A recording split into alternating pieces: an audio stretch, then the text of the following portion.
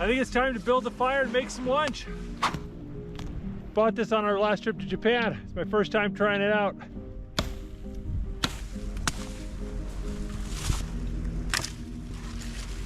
It works pretty good for taking limbs off trees.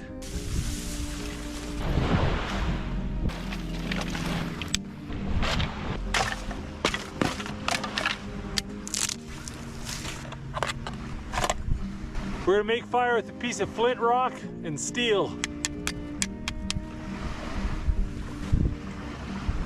Got a piece of shredded up jute here.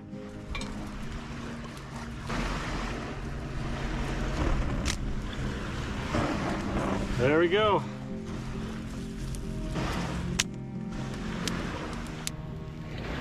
It's getting really toasty in here with that fire. This enclosed space captures the heat really well.